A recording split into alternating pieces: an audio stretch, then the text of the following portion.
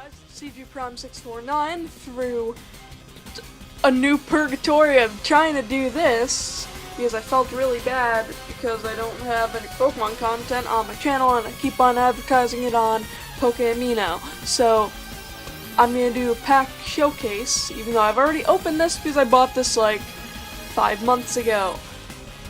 So my first part of commentary will be a question, actually. Does this Rayquaza come with every pack? Because this is the first thing I saw in this pack, and I was like, so hyped. So, that's all I'm asking. So anyway, this shows off a Dragon type that was added a few sets ago, and a new Fairy type that was added recently with X and Y. Its moves are for 2 colorless energy, you get Dragon Claw, which just does standard 30 damage, and Dragon Strike, which does 130 damage for 2 fire energies, 1 electric energy, and 1 colorless energy. Flip a coin. If tails, this Pokemon cannot use Dragon Strike during your next turn.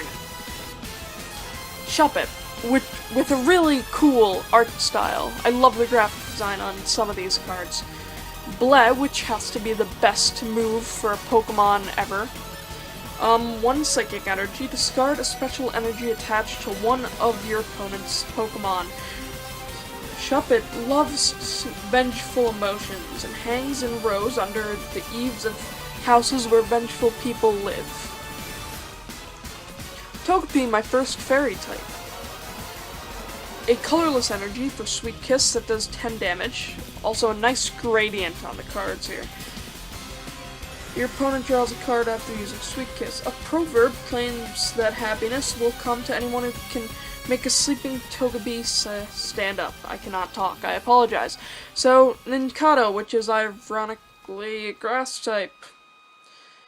Colorless energy, slight intrusion. This Pokemon does 10 damage to itself while doing 20 damage to its opponent.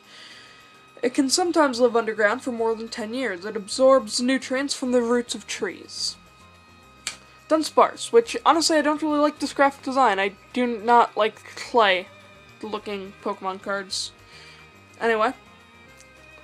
1 colorless energy for both moves. Burrow, being the first one, discard the top card of your opponent's deck and roll out with 20 damage. It digs into the ground with its tail and makes maze-like nests. It can fly just a little with those wings. Wingull, a really nice art design as well on this one.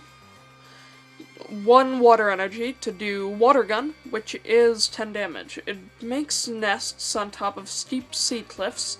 Riding updrafts, it can soar into very high skies.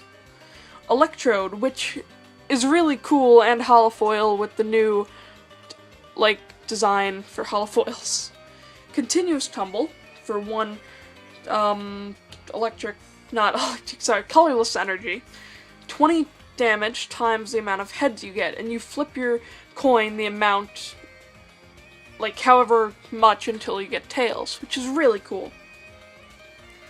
1 electric energy, and 2 colorless energies for Energy Bomb.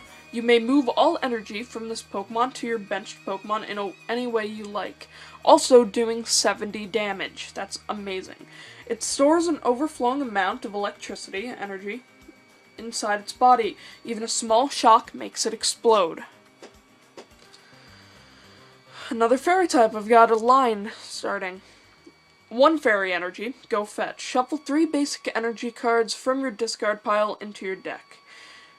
Does that mean 3 colorless energies or just 3 any energy? Anyway, 2 colorless energies and a fairy energy to do Fairy Wind, which does a standard 40 damage. They say that it'll appear before kind-hearted and caring people and shower them with happiness. Ultra Ball. Draw 2 cards from your hand. If you can't discard 2 cards, you cannot play this card. Search your deck for a Pokemon, reveal it, and put it into your hand. Shuffle your deck afterward. Wally. Search your deck for a card that evolves from one of your Pokemon, excluding Pokemon EX, and put it on top of that Pokemon. This counts as evolving that Pokemon. Shuffle your deck afterward. you can use this card during your first turn or on a Pokemon that was put into play that turn. So overall, this is a really cool pack. Gotta shuffle them up now. But, yeah, I'm a fan already of Roaring Skies because of that Rayquaza.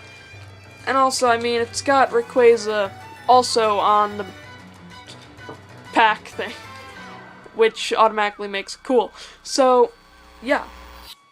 I'm not planning on buying any more Pokemon cards, honestly, unless I see them on sale, but I might consider going on to PokeMe now, just showing my box of cards and making quadrants that you guys can choose, like, oh, show off that quadrant in the box. Just grab a handful and show it off. I don't know if you guys would be interested in that. Anyway, see you all next time.